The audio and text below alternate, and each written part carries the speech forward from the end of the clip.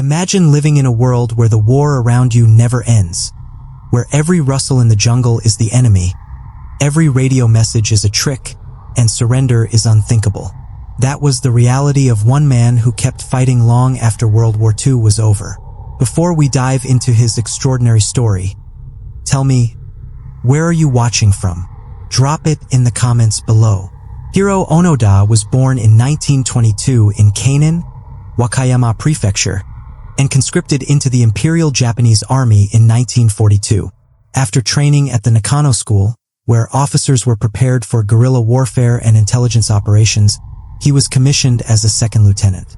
In late 1944, as Allied forces advanced through the Philippines, Onoda was dispatched to the small island of Lubang, located northwest of Mindoro. His orders were explicit. He was to conduct guerrilla harassment, sabotage the island's airstrip and port if possible, gather intelligence, and above all, he was not to surrender. The instructions emphasized remaining in the field until officially relieved, a point that would shape the next 3 decades of his life. When Japan announced its surrender in August 1945, many garrisons across the Pacific complied, but Onoda and 3 enlisted men withdrew into the dense interior of Lubang. The group, consisting of Yuichi Akatsu, Shoichi Shimada, and Kinshichi Kozuka, followed Onoda into the jungle. They relied on wild plants, rice stolen from nearby farms, and occasional raids for survival. Locals remembered burned rice stores, stolen livestock, and sporadic gunfire as evidence of their presence. Leaflets and loudspeaker announcements urging surrender reached them, but Onoda interpreted these messages as enemy trickery. He maintained that only a direct order from his superior officer could end his mission. The small group diminished over the years. Akatsu left and surrendered in 1950, an act that confirmed for Onoda that the outside world could not be trusted. Shimada was killed in 1954 during an encounter with a search party, and Kozuka died in 1972 in a clash with local police. From then until 1974, Onoda remained completely alone, carrying out survival raids and treating every effort to reach him as possible deception. His persistence stemmed not from ignorance of Japan's defeat, but from an unwavering conviction that his chain of command had not released him from duty. He did not come out of the jungle because he had finally accepted that the war was over. He came out because, after nearly 3 decades of refusing every leaflet, loudspeaker message, and rumor, the one thing he had said would make him stop at last arrived: an order from a superior officer. For 29 years, Hiroo Onoda had lived by the last written and verbal commands he had been given in late 1944, orders to continue guerrilla harassment on Lubang Island and not to surrender until he was officially relieved. That chain of command requirement, recorded in his own account and in contemporary reporting, explained why ordinary appeals and family letters were repeatedly rejected by him and his companions as enemy trickery rather than proof that Tokyo had capitulated. The immediate sequence that led to his emergence began with a chance encounter in February 1974. A 20-something Japanese traveler and self-described adventurer named Norio Suzuki arrived on Lubang looking for Onoda. Suzuki later described his mission as part curiosity and part the kind of youthful dare that had sent him searching for oddities around the world. After a short search, he located a gaunt man in a ragged Imperial Army uniform living in the forest. Suzuki photographed the soldier and returned to Japan with proof that Onoda was alive. Suzuki's return and the photographs he carried created a tangible link between Onoda's jungle life and the Japanese authorities and press. Those materials, coupled with persistent inquiries, catalyzed the diplomatic and personal steps that followed even after Suzuki established contact. Onoda would not accept surrender unless his original chain of command issued a relieving order. Aware of this, Suzuki and others sought out the officer Onoda named as his superior. The Japanese government and private citizens helped locate and contact Major Yoshimi Taniguchi, the intelligence officer who had given Onoda his last set of instructions before the end of the war. Taniguchi, who by then had returned to civilian life, agreed to travel to Lubang to perform the formal act Onoda required, to tell him, in person, that he was relieved of duty. That extraordinary administrative ritual, an officer traveling from post-war Japan to a Philippine island to read orders he had given almost 30 years earlier, features in the official and journalistic records of the surrender before that formal relief could take place. the remaining factual outlines established by decades of reports must be acknowledged. After the 1945 surrender, Onoda had gone into the interior with 3 other men. Over the years that small nucleus shrank, Yuichi Akatsu surrendered in 1950. Shoichi Shimada was killed in an encounter with Philippine forces in 1954, and Kinshichi Kozuka was killed in October 1972 during a clash with a police search party that intercepted men believed to be conducting a nighttime raid on a rice cache. Contemporary press reports from the Philippines and later historical summaries consistently record those 3 names and the broad chronology of attrition, and Philippine police records from the 1972 incident were widely reported in international news at the time. The death of Kozuka left Onoda alone in the jungle for approximately a year and a half before Suzuki's discovery. When Taniguchi arrived on Lubang in early March 1974, the steps that followed were methodical and documented. Taniguchi located the agreed meeting place and issued the oral and written orders that Onoda had insisted upon for 29 years. After receiving that instruction from the officer he recognized as his commander, Onoda laid down his arms. Reports from multiple sources placed the formal surrender at a Lubang military installation in early March. Most widely cited dates are 9 to 10 March 1974 for the act of surrender, followed by Onoda's flight back to Japan and his public reception a few days later. International press coverage from March 1974, contemporaneous embassy telegrams and later memoirs all describe the same sequence. Discovery by Suzuki, the bringing of a former superior officer, Onoda's formal relief of duty, and then his surrender to Philippine authorities. The items Onoda surrendered and the immediate diplomatic aftermath are likewise recorded in multiple archival and journalistic accounts. He surrendered his Arisaka rifle, a quantity of ammunition, hand grenades, and the short dagger that his mother had reportedly given him in 1944 as an instrument for suicide rather than capture. He handed his sword over in a ceremonial gesture when he visited Malacanang Palace in Manila shortly after his surrender. Philippine President Ferdinand Marcos publicly accepted Onoda's surrender and granted him a pardon for any criminal acts committed while he remained at large. Marcos's reception and the presidential pardon were covered widely by local and international media, and photographs of the sword presentation ceremony circulated through the global press. Those actions, official acceptance by the Philippine government and an explicit pardon, were decisive in allowing Onoda to return to Japan without arrest. Contemporary coverage did not, however, erase the complicated local record of what occurred on Lubang during the 3 decades of Onoda's presence. Multiple accounts, ranging from Philippine police dispatches and local eyewitness testimony to Onoda's own admissions in later interviews, report that the holdouts engaged in raids on villages, stole food and livestock for survival, and at times engaged in deadly clashes with residents and police. Estimates of the number of Filipino casualties vary across sources. Some contemporaneous news reports and later summaries attribute several dozen deaths on Lubang to confrontations and raids involving Onoda and his companions, while other accounts stress that authoritative, consolidated casualty lists are scarce and that precise attribution of specific incidents to particular holdouts is difficult because records were fragmentary and eyewitness memory inconsistent across decades. Scholarly and journalistic analysts who have examined the Lubang record place emphasis on cross-checking police reports, local newspaper archives, and oral testimony to approach the most reliable reconstruction possible. Those efforts have produced a spectrum of figures and interpretations rather than a single incontrovertible total. After the formalities of surrender and pardon, Onoda's return to Japan was treated as a national sensation. He arrived in Tokyo in March 1974 and faced an intense media glare.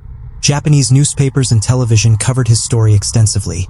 His personality and conduct, described in his own memoir and in interviews, prompted a wide range of public reactions, from admiration for his endurance to criticism for the violence associated with his group's actions.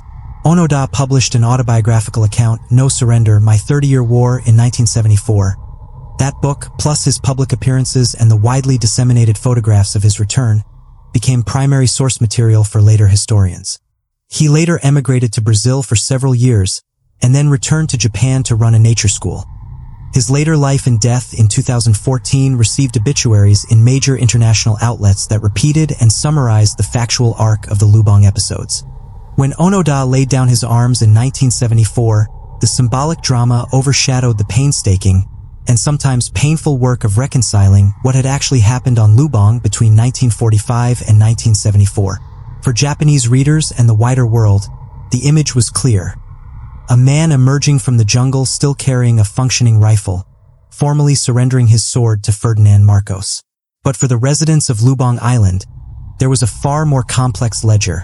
Stories of burned rice barns, stolen livestock, ambushes in the jungle, and deaths whose perpetrators could only be traced to the tiny group of Japanese soldiers who had refused to believe the war was over. Contemporaneous Philippine police records, some of which were reported in newspapers during the 1950s, 1960s, and early 1970s, noted repeated incidents attributed to Japanese holdouts.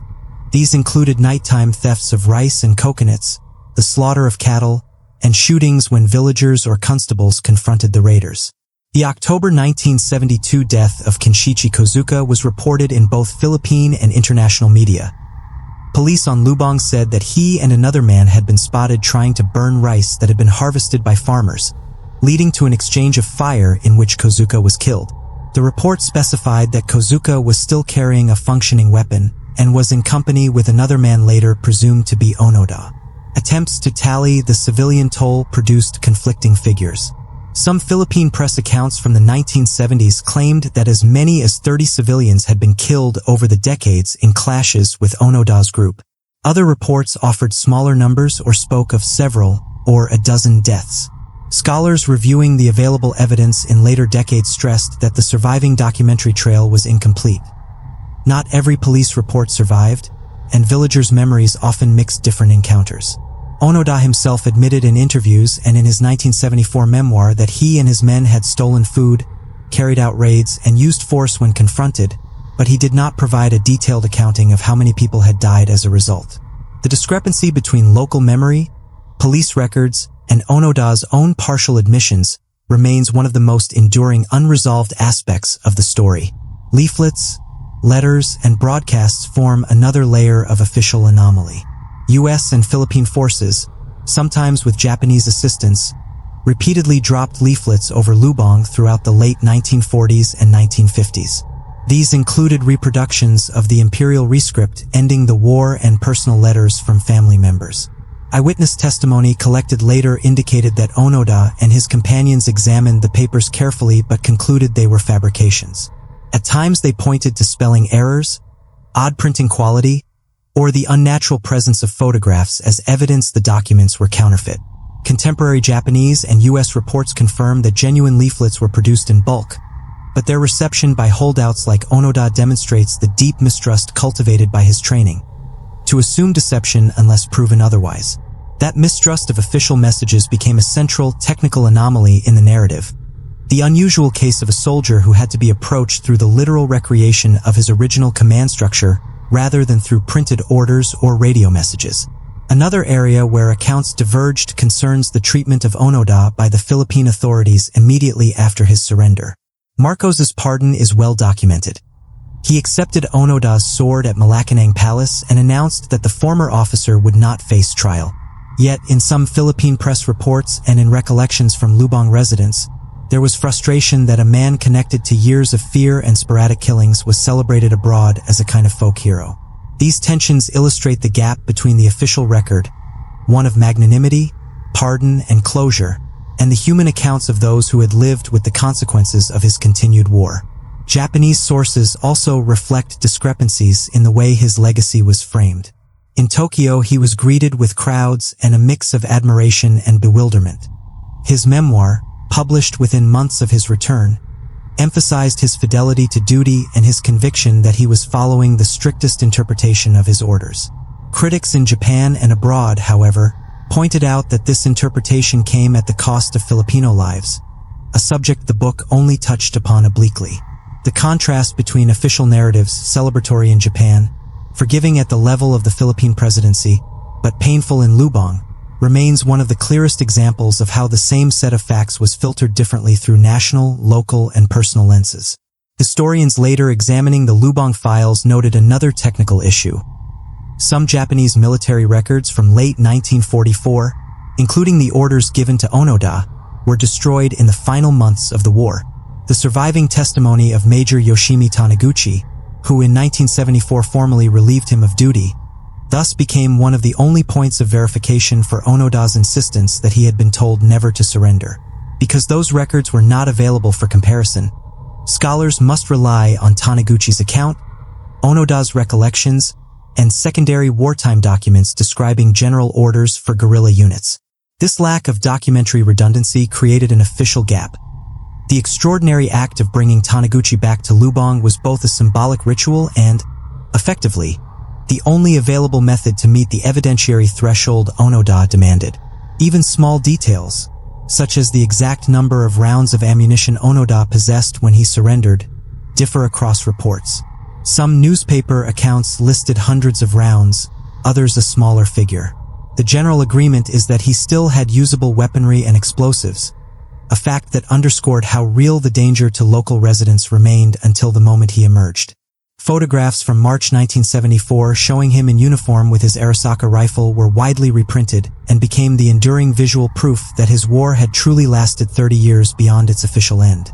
When Hiroo Onoda returned to Japan in March 1974, his reappearance after nearly 3 decades of absence became an international sensation. Crowds gathered at Haneda Airport to catch a glimpse of the man who had symbolized unyielding loyalty. Photographs showed him in his old uniform, saluting stiffly, still lean and darkened by years in the tropics. Journalists swarmed him, and television broadcast the story to millions. Yet while much of the Japanese public reacted with admiration, his return exposed deep fissures between the heroic framing of endurance and the darker ledger of violence in Lubang. Japanese newspapers in 1974 reflected the split. Some editorials praised him as a man who embodied discipline and dedication. Others criticized the celebration of a figure whose refusal to surrender had caused deaths and fear among Filipino civilians. Letters to the editor captured both sentiments: respect for his adherence to duty and discomfort at glorifying someone responsible for raids and killings. This ambivalence became a permanent feature of how Onoda was remembered in Japan, with public opinion divided between admiration for the symbol and unease at the cost. The Philippine reception was even more complex. President Ferdinand Marcos staged a highly publicized ceremony at Malacanang Palace, during which Onoda presented his sword. Marcos granted a full pardon, ensuring that Onoda would not face prosecution for the violence on Lubang. The decision was framed officially as a gesture of reconciliation and closure, but among Lubang residents the mood was mixed. Villagers interviewed by journalists in 1974 expressed anger that their years of loss and fear were eclipsed by the spectacle of pardon and international headlines. Some residents demanded acknowledgement of the deaths attributed to Onoda's group. This gap between official clemency and local memory became one of the lasting official discrepancies in the story. In 1974, Onoda published his memoir, No Surrender, My 30-Year War, with assistance from a ghostwriter. The book laid out his reasoning, the harsh survival routines in the jungle, and his belief that all outside messages were enemy fabrications. While it offered a first-person account, critics noted its limited engagement with the Philippine casualties and its emphasis on obedience to orders. The memoir became an immediate bestseller in Japan and was translated into multiple languages, ensuring that Onoda's version of events became the dominant narrative internationally. For historians, however, it raised the issue of selectivity. While valuable as testimony, it also framed his story in a way that reinforced themes of loyalty and endurance more than accountability. After brief months in Japan, Onoda found it difficult to adapt to post-war society.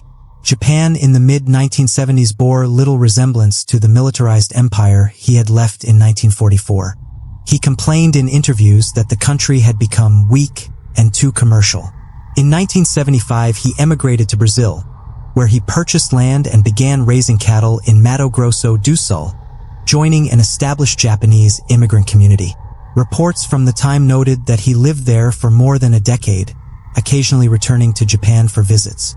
His life in Brazil symbolized a retreat from the glare of the Japanese media, but it also underscored his continuing estrangement from the country he had supposedly served so faithfully. The story did not end with his exile. In 1980, Onoda returned to Lubang at the invitation of the Philippine government. The visit was framed as an attempt at reconciliation.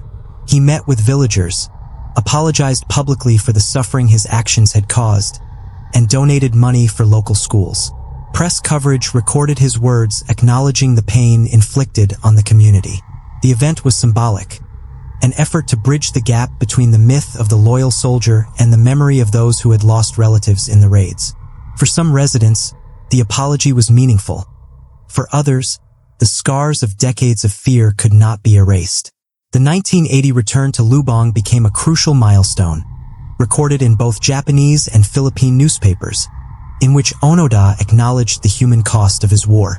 By the late 1980s and 1990s, Onoda returned more frequently to Japan and eventually founded the Onoda Nature School, an outdoor education program for Japanese youth.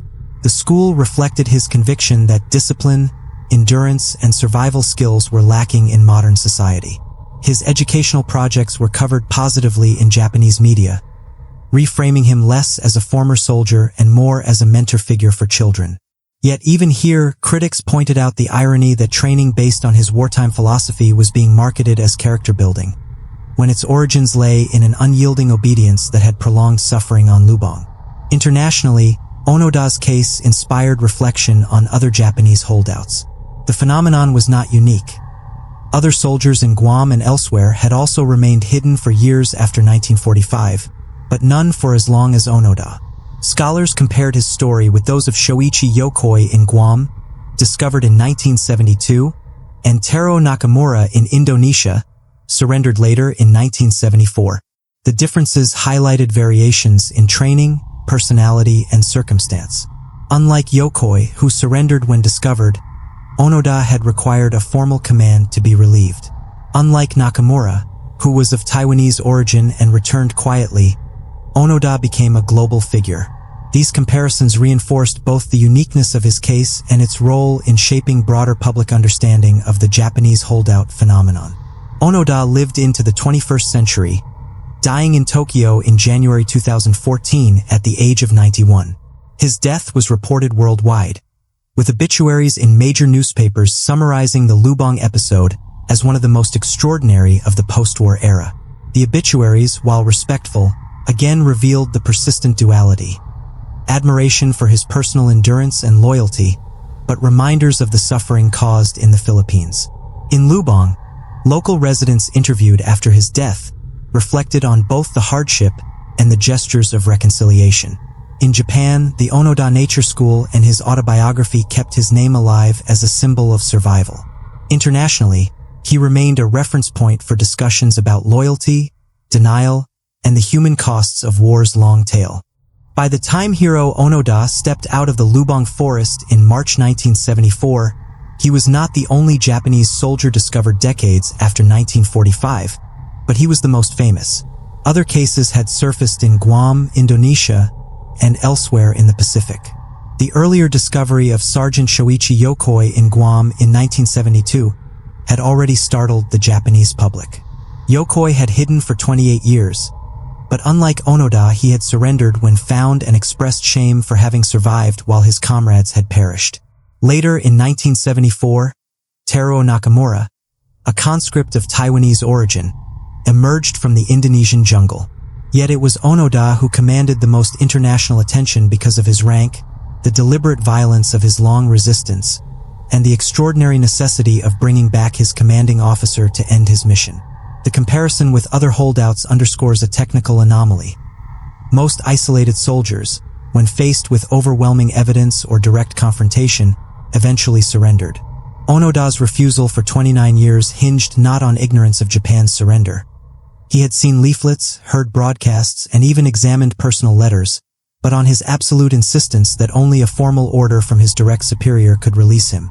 Historians reviewing Japanese army doctrine note that while discipline and loyalty were prized, the exact rigidity with which Onoda interpreted his orders was unusual. Surviving fragments of military manuals from the Nakano School emphasized flexibility and initiative in intelligence and guerrilla operations, but Onoda drew from them an unyielding adherence to one superior's words. The loss of documentary evidence of his specific orders, due to wartime destruction of records, means that the truth of the precise wording can never be confirmed. Only his recollection and the corroboration of Major Yoshimi Taniguchi remain. Communication technologies of the mid-1940s and 1950s also played a decisive role. Leaflets dropped on Lubang were genuine, as confirmed by Allied archives, but printing errors, poor paper quality, and the soldiers' own suspicion of psychological warfare meant that they were treated as forgeries. Loudspeaker appeals, relayed by Philippine forces with the help of Japanese linguists, were dismissed as tricks. Letters from family members were assumed to be fabricated, even when photographs were included. In one instance, Onoda noted that a family letter contained words he did not think his relatives would have used. He concluded this proved the letter was counterfeit. This illustrates how psychological conditioning shaped perception more than the evidence itself. In technical terms, the anomaly lies in the failure of communication not because of lack of signal but because of deliberate disbelief by the receiver. The human cost on Lubang was another arena where records diverged. Philippine constabulary reports from the 1950s and 1960s documented raids and shootings attributed to Japanese holdouts. International news reports in the 1970s sometimes quoted figures of around 30 civilian deaths. Yet later researchers noted that exact numbers were difficult to verify. Not all incidents were investigated formally. Some villagers may have attributed unsolved killings or thefts to the holdouts by assumption. Onoda himself admitted to survival raids and occasional armed clashes but never provided a complete accounting. The official pardon granted by Marcos effectively closed legal inquiry into the deaths, leaving the historical record dependent on fragmentary police files and oral history. The discrepancy between the definitive act of pardon and the incomplete evidentiary record illustrates the tension between closure at the political level and open questions at the community level. Even Onoda's weaponry at the time of surrender became part of this complex archive. Press photographs from 1974 show him carrying an Arisaka rifle in usable condition. Accounts vary on the exact number of rounds of ammunition he had left. Some say more than 500, others fewer, but all agree he possessed live ammunition and hand grenades. His mother's dagger, given in 1944 with the implication it should be used for suicide rather than capture, was still in his possession. The fact that the weapons remained serviceable after nearly 30 years in tropical conditions has drawn technical interest. Onoda reportedly cared for them meticulously, cleaning and maintaining them as if the next operation might come at any moment. For military historians, this detail symbolized the continuity of his mindset. The war was not over until the order came. Another area of discrepancy emerged in how different societies framed his legacy. In Japan, the dominant theme became endurance and loyalty. His memoir, his media appearances, and the establishment of his nature school reinforced this image. In the Philippines, the legacy was far more ambiguous. The 1980 reconciliation visit, during which Onoda apologized and donated to local schools, was received by some as closure but by others as insufficient. Journalists interviewing residents in Lubang recorded lingering resentment that their losses had been overshadowed by the global fascination with a Japanese soldier who had treated their lives as part of his mission. Internationally, the Western press tended to focus on the exotic quality of his story, the idea of a man fighting on for decades after the war had ended, while often downplaying the casualties. This unevenness in emphasis illustrates the continuing official discrepancies in the narrative. What counted as central in one context was marginal in another. Historians analyzing Onoda's later years also note the selective memory in his public statements. In interviews during the 1980s and 1990s, he repeated the core explanation of his behavior: strict obedience to orders and disbelief in outside messages, but rarely addressed the moral weight of the deaths on Lubang. His focus turned toward teaching endurance and survival skills to Japanese youth, a rechanneling of his wartime philosophy into civilian pedagogy. Critics observed that the same rigidity that had sustained him in the jungle was now being repackaged as moral training, without full reckoning of its consequences.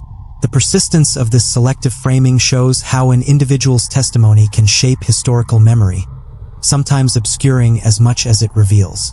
By the time of his death in 2014, Onoda's story had become a global reference point for the phenomenon of soldiers who refused to surrender. Obituaries in major newspapers recounted the basic chronology. Deployment in 1944, hiding in Lubang until 1974, the discovery by Norio Suzuki, the intervention of Major Taniguchi, the surrender and pardon, his later life in Brazil and Japan, and his death at 91. Yet the obituaries also rehearsed the duality. the admiration for a man who endured so long, and the reminder that this endurance was inseparable from human suffering in the Philippines. In this way, the official record of his life remained permanently divided, a mixture of myth, fact, and contested memory. When the image of Onoda saluting in his ragged uniform reached newspapers in 1974, it became an emblem of endurance. But over time, the interpretation of that image shifted. Early international coverage treated him as a curiosity, the man who did not know the war was over. Later, historians pointed out that he had known of the surrender but chosen not to believe it. The difference seems small, but it changes the meaning of his story, from one of ignorance to one of conscious refusal. That distinction, based on his own admissions in his memoir and in interviews, underscores how memory can harden around a simplified myth that does not match the technical record. In Japan, the memory of Onoda intersected with broader debates about the war itself. The 1970s were years of shifting historical consciousness. Younger generations were questioning the militarism that had led to disaster, while veterans and conservatives emphasized sacrifice and loyalty. Onoda's return was folded into these debates. Supporters framed him as a symbol of devotion to duty, an antidote to what they saw as post-war softness. Critics argued that his refusal to surrender was a stark example of militarism's destructive grip, one that had harmed innocent Filipinos long after the war ended. Editorials in national dailies captured this tension, showing how Onoda became a screen onto which competing visions of the past were projected. In the Philippines, memory politics took a different form. For residents of Lubang, the story remained personal. Oral histories collected in the 1980s and 1990s by journalists and scholars captured accounts of families who had lost relatives during raids, of nights when villagers feared to go into their fields, of the strange coexistence of daily farming life with the knowledge that armed men still roamed the hills. These memories did not vanish when Marcos pardoned Onoda. Instead, they were transmitted within the community, sometimes conflicting with the celebratory narrative abroad. The 1980 reconciliation visit, with Onoda's apology and donation, was remembered by some as genuine closure, but others described it as too little, too late.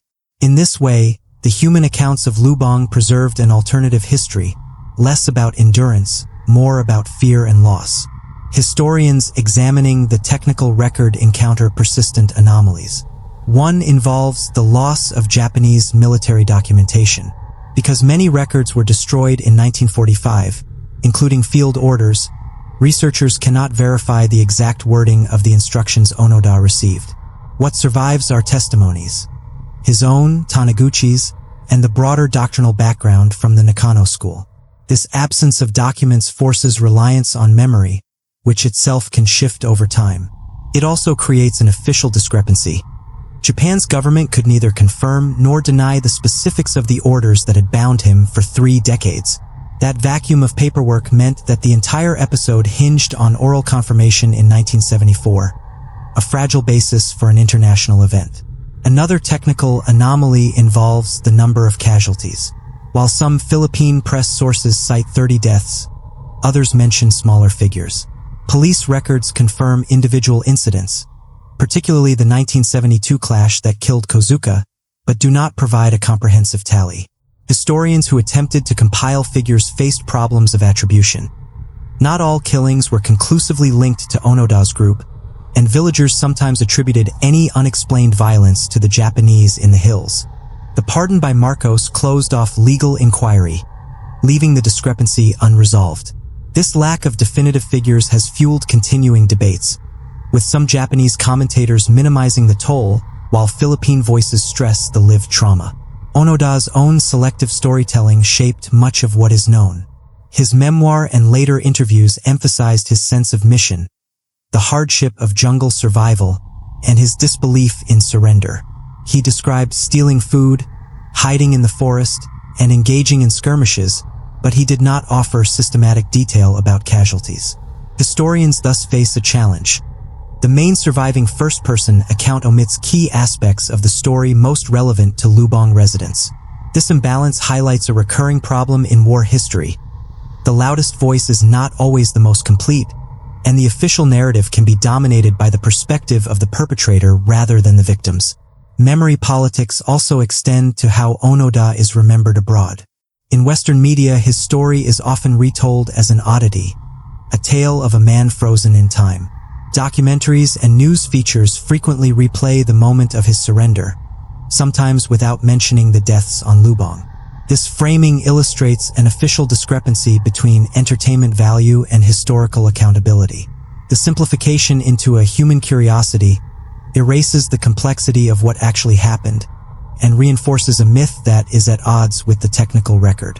In academic circles, Onoda has become a case study in the psychology of obedience. Scholars of military culture, psychology, and propaganda point to his 30-year war as an example of how training, ideology, and personal conviction can override overwhelming evidence. His insistence on a direct order as the only acceptable proof demonstrates an extreme form of selective trust. This has been compared to other historical cases where individuals ignored or reinterpreted reality to fit prior commitments. In this sense, Onoda is not just a Japanese story, but part of a wider human question: how belief and duty can sustain action long after its original context has disappeared. By the time of his death in 2014, these layers of memory had hardened into competing narratives. In Japan, he was remembered both as a loyal soldier and as a relic of militarism. In Lubang, he was remembered as both a source of suffering and a man who had eventually apologized. Internationally, he was remembered as an oddity, an anecdote of endurance. The official record is thus fractured into strands that rarely converge. The technical anomalies of lost orders and incomplete casualty lists remain unresolved. The human accounts of Lubang stand alongside the selective memoir of Onoda himself. And the official discrepancies between pardon, celebration, and critique continue to shape how his story is told. After Onoda's death in 2014, the global obituary circuit revived the central image of the man in faded uniform saluting in 1974, but the interpretations varied. In Japan, newspapers balanced respect for his endurance with acknowledgement of the darker aspects of his mission. Commentators noted that he had lived longer in peace than in war, that he had built a life in Brazil, then in Japan again, yet his name remained tied to Lubang. In the Philippines, coverage emphasized the trauma that lingered. Some families still traced wounds back to the raids. Others remembered the reconciliation in 1980, and still others felt their suffering had been marginalized in the global fascination with a last soldier. International media often returned to the more simplistic trope of the man who didn't know the war was over, repeating a myth that had long been corrected by scholars. Historians now situate Onoda's case within the wider phenomenon of Japanese holdouts. More than 100 soldiers were found in various islands after 1945, some within a few years, others decades later. But most surrendered when convinced or when survival became impossible. What made Onoda different was not just the length of his war, but his precise refusal to accept anything short of a formal military order. This behavior highlights a technical anomaly. Military discipline was supposed to ensure cohesion during war, not to prolong conflict indefinitely afterward. In his case, discipline became disconnection, sealing him off from reality for 3 decades. The absence of his original orders in the archives means this behavior cannot be mapped against a written document. It exists only in oral testimony. That gap in the technical record continues to frustrate historians seeking to understand whether Onoda was exceptional as an individual or representative of a systemic culture. The legacy also touches on international reconciliation.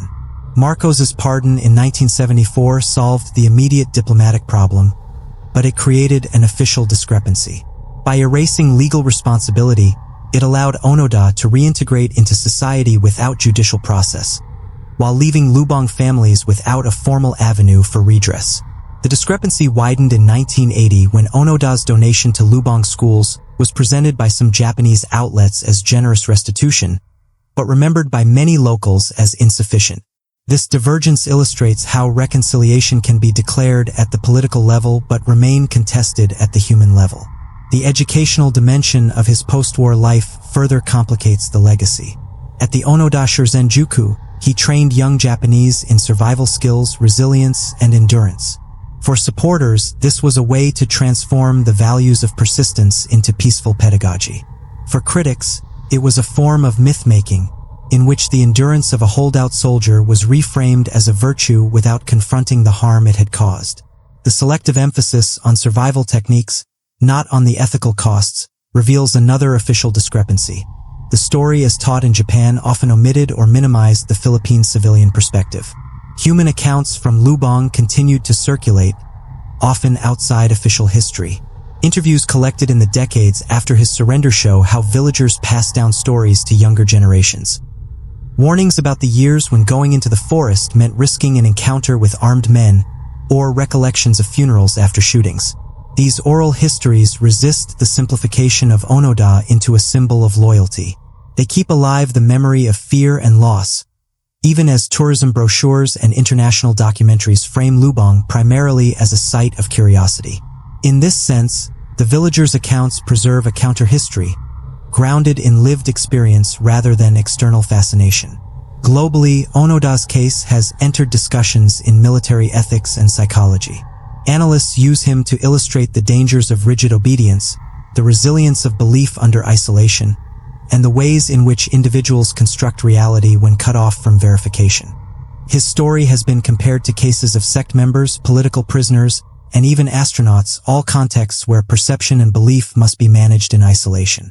Yet, unlike those analogies, Onoda's situation included direct evidence of the truth, leaflets, radio broadcasts, letters which he actively rejected. This rejection underscores the power of ideology. Technical anomalies in communication mattered less than the interpretive framework he imposed on them. The persistence of the last soldier myth also reflects broader cultural needs. For Japan, Onoda became a figure through which post-war society could debate its own wartime legacy.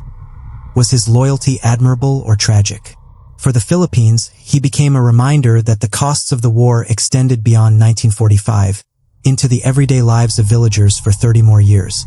For international audiences, he became a curiosity, a story that seemed almost fictional. Each interpretation reveals as much about the societies remembering him as it does about Onoda himself. As archives continue to open and oral histories are collected, the story does not resolve but multiplies. The technical record remains incomplete, orders lost, casualty numbers uncertain. Human accounts remain fragmented, Lubang villagers remembering raids, Onoda remembering duty, journalists remembering discovery. Official accounts remain contradictory, pardon without trial, celebration without full reckoning. The legacy of Hiroo Onoda therefore resists closure. It stands as an enduring reminder that war is not confined to the dates on treaties. It continues in jungles, in memory, in archives, and in the contested narratives that follow. After 1974, Onoda became more than a man. He became a story retold in many forms. Japanese television broadcast interviews, newspapers serialized his memoirs, and later foreign media translated his account. These retellings often smoothed over contradictions. For example, the fact that he had seen leaflets and heard broadcasts but dismissed them was sometimes rewritten as if he had simply never received the information. That simplification, turning conscious disbelief into ignorance, made the story more accessible but at the cost of accuracy. It also fed into the persistent global myth of the soldier who didn't know. Cultural representations in Japan often highlighted his endurance while downplaying the Philippine civilian perspective. Survival manuals inspired by Onoda's techniques circulated in the 1980s, sometimes presenting him as a model of discipline. At the same time, critical voices in literature and theater questioned whether his endurance was heroic or pathological. In one contemporary play, Onoda was presented as a tragic figure unable to adapt to peace, symbolizing the country's own difficulty in confronting its past. These representations diverged widely, but they all reveal how Onoda's story became a vehicle for larger debates about national identity. In the Philippines, Onoda's legacy was more ambivalent in cultural memory. Local accounts collected by journalists and scholars highlighted the fear and disruption his presence caused. Children grew up with warnings not to wander too far into the hills. Some older residents remembered seeing smoke from the forest and assuming it was the Japanese. Folk narratives circulated, mixing fact and rumor, where Onoda became almost a ghost-like figure haunting the island, though always framed in human, not supernatural terms. These cultural memories resisted the neat framing of Onoda as either hero or fool. They remembered him as a danger, as part of daily reality for decades. Internationally, Onoda's case appeared in documentaries, popular history books, and even fictionalized adaptations. Western audiences often received his story as an odd anecdote about the persistence of war. Yet each retelling introduced distortions. Some works claimed he was completely unaware of Japan's surrender, a claim contradicted by his own admissions. Others omitted mention of Lubang casualties, making the narrative one of pure survival. These discrepancies between cultural retelling and archival evidence highlight how global memory tends to prioritize fascination over accountability. Museums and exhibitions have also shaped his legacy. The Onoda Shurzenjuku, his survival school in Japan, functioned as both educational institution and informal museum of his philosophy. Visitors encountered not a military history lesson but a program in endurance, discipline, and adaptation. By contrast, Philippine museums and local memorials rarely center Onoda. Instead, they focus on the broader suffering during the Japanese occupation and the war. This divergence in curatorial emphasis demonstrates how collective memory is curated differently depending on national context. In historiography, Onoda's case has been used as a touchstone in discussions about late surrender. Scholars compare him with other holdouts like Shoichi Yokoi and Teruo Nakamura, noting the differences in class, rank, and motivation. Yokoi, a sergeant, surrendered when found and emphasized shame. Nakamura, of Taiwanese origin, was demobilized without much ceremony. Onoda, an officer, required a personal order from his superior. This comparison underscores the anomaly of his persistence. It was not simply about isolation, but about ideology and rank.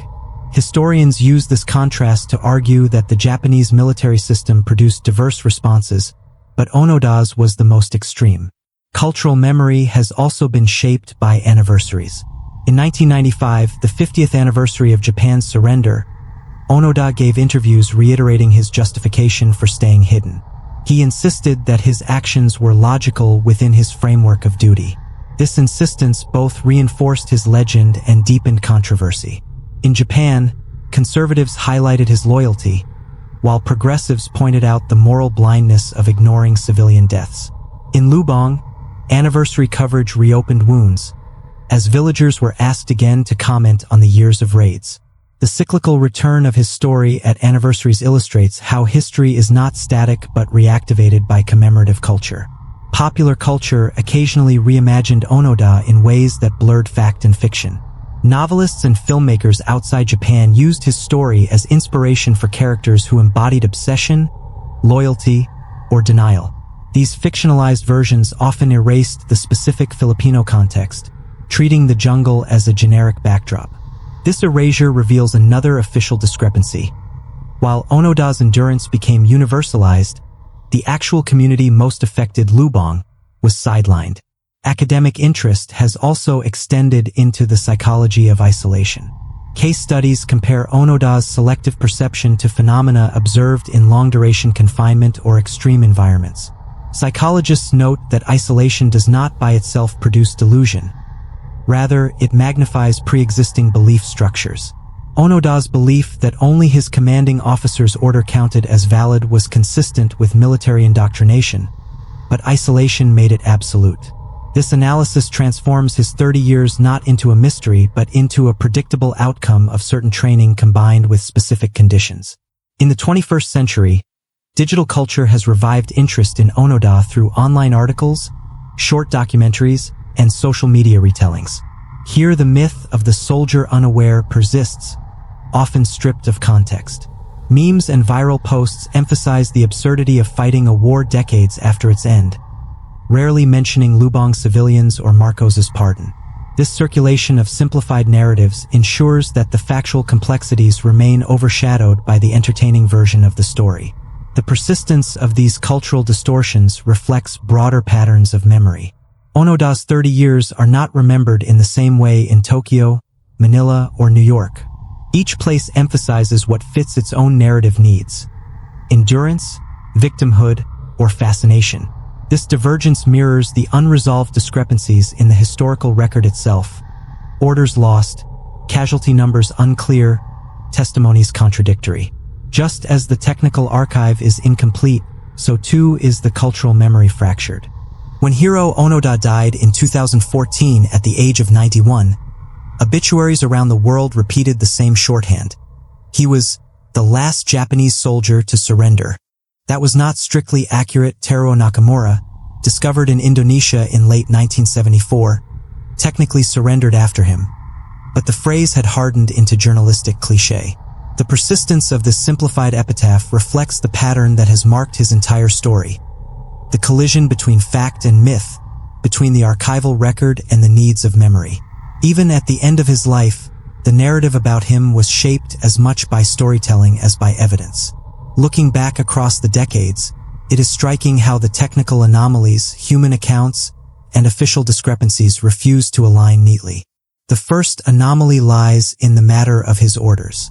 No archival copy survives of what Major Yoshimi Taniguchi instructed him in 1944. Onoda always insisted that the orders were to hold out, to continue guerrilla warfare, to surrender only when formally relieved. Taniguchi confirmed this interpretation in 1974 when summoned to Lubang. But in the absence of a written document, historians must rely on oral testimony, and oral testimony is subject to memory, pride, and hindsight. The gap in the archive is permanent, and it leaves open the question of whether Onoda's 3 decades were the product of a uniquely rigid order or of his own equally rigid interpretation. The second anomaly concerns communication. Leaflets were dropped, radios broadcast messages, family letters were delivered. All of these were genuine, as later verification showed, but Onoda dismissed them as forgeries. Here the anomaly is not technological failure but interpretive failure. The messages were real, but his belief system made them false. This illustrates the paradox at the heart of his endurance. He was not cut off from the world, but in contact with it, and it was precisely those contacts that he mistrusted. In this sense, his 30 years were not an isolation from reality but a rejection of it, an insistence on a reality defined by duty rather than evidence. The human accounts add another dimension. For the villagers of Lubang, Onoda's 30 years were not a curiosity but a threat. Oral histories collected in later decades recount nights of fear, harvests stolen, and relatives lost. Police records and journalistic investigations document around 30 deaths attributed to the holdouts, though the exact number remains uncertain. Families in Lubang carried grief that was rarely acknowledged in the global fascination with the story of the last soldier. This imbalance of voices, Onoda's memoir read by millions, villagers' testimonies confined to local archives, shows how human accounts can be overshadowed in the making of official memory. Official discrepancies widen the picture further. Ferdinand Marcos's pardon in 1974 resolved the immediate diplomatic problem but closed off judicial inquiry. By declaring forgiveness, the state rendered the question of legal responsibility moot, even though evidence remained fragmentary. The pardon allowed Onoda to be celebrated abroad as a symbol of endurance, while Lubang families were left with no official recognition of their suffering. In later years, Onoda's return with donations and apologies softened some resentments, but the discrepancy between political reconciliation and local memory never disappeared. In Japan, official remembrance was split. Some conservative voices framed Onoda as a paragon of loyalty and discipline, a reminder of values they feared were fading in post-war society. Others saw him as a relic of militarism, proof of how destructive obedience could be. This divergence shaped his reception. Invited to teach survival at the Onoda Shurzenjuku, he became a mentor to some, while to critics he symbolized the danger of uncritical endurance. In the Philippines, remembrance was even more fractured. Marcos emphasized reconciliation for diplomatic purposes, Lubang villagers recalled trauma, and the broader public alternated between sympathy and unease. Internationally, he was remembered as a curiosity, a man lost in time. With the complexity of his story often stripped away, cultural representations reinforced these patterns. Japanese television and memoirs stressed survival and endurance. Filipino oral histories emphasized loss and fear. Western documentaries leaned toward fascination and irony. Each retelling created its own Onoda, hero, villain, fool, teacher, relic. None of these identities could be reconciled with the others, yet all coexisted in the fabric of memory. As time passed, anniversaries revived the story. In 1995, 50 years after Japan's surrender, Onoda gave interviews reiterating his logic. He had not been deceived. He had been faithful. In 2005 and 2010, as Japan reflected on the war's end, his name appeared again, both as symbol and cautionary tale. After his death in 2014, obituaries rehashed the myth of the man who didn't know, despite decades of scholarship correcting the record. The persistence of that myth illustrates how official discrepancies can become permanent. The simplified version survives because it is easier to tell than the complex truth. Onoda's life after 1974 added further paradox. He married, ran a cattle ranch in Brazil, founded his survival school in Japan, and lived quietly into old age. Yet none of these activities erased the central fact of his legacy. 30 years of refusal, 30 years of raids, 30 years of being at war when the world was at peace. His efforts at reconciliation, his 1980 donation to Lubang schools, his apologies during visits, softened but did not resolve the tension between his survival as a personal triumph and the suffering that survival imposed on others. In a broader sense, Onoda's story embodies the way wars end or fail to end. Officially, Japan's surrender in 1945 marked closure. But for Onoda, the war did not end until March 1974. For Lubang's villagers, the war extended across 3 decades of disruption. For historians, the war continues in the gaps of the archive, the missing orders, the uncertain casualty lists. For cultural memory, the war continues as a myth retold in simplified form. Wars end on paper with treaties and proclamations, but in memory and consequence they linger, unfinished, contested. This is the ultimate significance of Onoda's 30 years. They show how obedience can override evidence, how myths can eclipse records, how forgiveness can bypass justice, and how memory can fracture across communities. His life is not simply a tale of one man's endurance but a case study in the persistence of war beyond its official end. When Onoda saluted and handed over his sword in March 1974, the cameras captured an ending. But endings in history are never absolute. For Japan, it was an occasion to debate loyalty and militarism. For the Philippines, it was a moment of pardon amid unresolved grief. For the world, it was a story that would become legend. The technical anomalies remain unresolved. The human accounts remain underrepresented. The official discrepancies remain unhealed. That is why his story endures. Not as closure, but as a reminder of how history itself resists finality.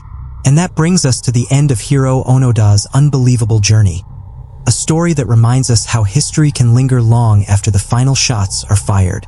If this story gripped you, there are plenty more tales waiting to be uncovered. Make sure you hit that subscribe button. This is Eternal Obsidian, and I'll see you in the next video.